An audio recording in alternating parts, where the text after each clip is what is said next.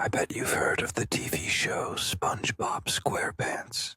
You know, the show about the talking sponge, SpongeBob, who goes on adventures with his dumb starfish friend named Patrick and the always unlucky Squidward. There's Mr. Krabs, the money grabber, and the scientist, karate master squirrel named Sandy. Everybody knows about the show and how popular it is, but they don't know the truth behind it. SpongeBob and his friends are actually the ghosts of humans that forcefully had to take over the bodies of sea creatures to survive. All of them have visions of the buildings and structures from their previous lives. SpongeBob was originally a kid named Bob.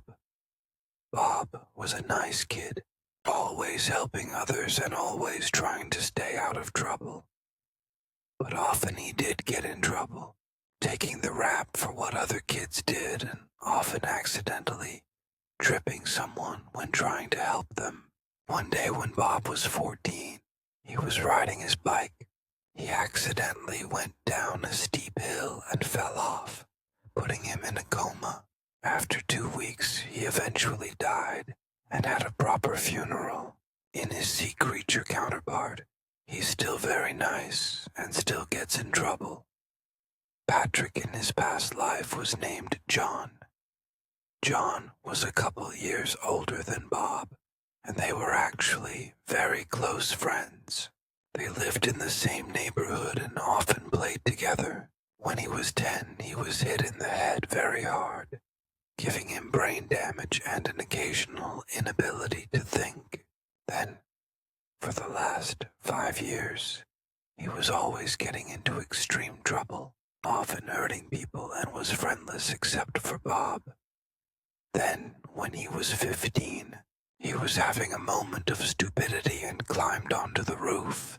Then he tripped and fell off the roof, which cracked his skull and killed him. In his sea creature counterpart, he still acts dumb and is only friends with SpongeBob. Squidward's human name was Dan. Dan was a sore thumb, never playing with the other kids. He was always lonely with no friends, except for his clarinet and teddy bear, Zippy. Dan had a severe heart condition that would eventually lead to his end. His heart was so weak that if something surprising happened, if he got startled, he could have a heart attack. One night he had a dream where Zippy was murdering him. This scared him so much that he woke up with a severe heart attack, which killed him.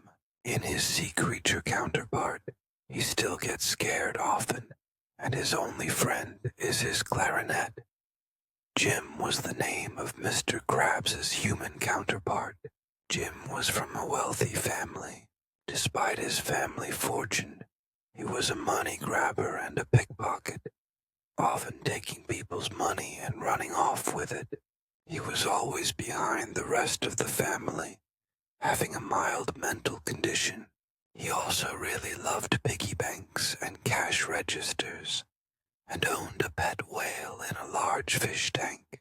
Because of these issues and oddities, he was laughed at by his whole family.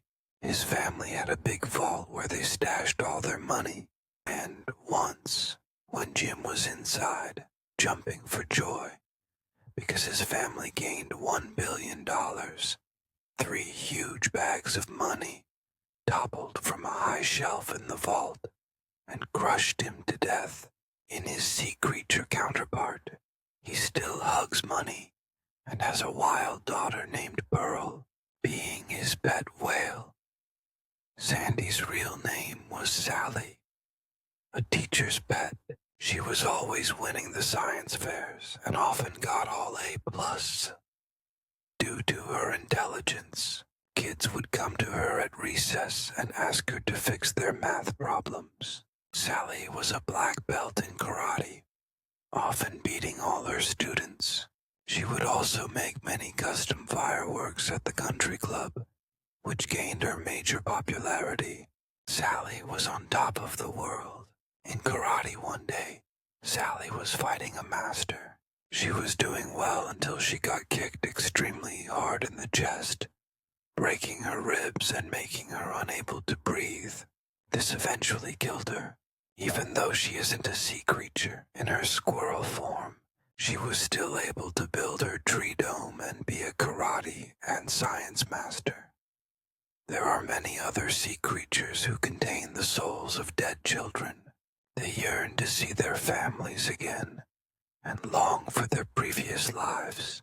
Maybe one day, when their fish form dies, these mournful souls will take over a new baby of their previous mother. They cannot, however. They will be trapped in a fish body forever, roaming alone across the 7 seas.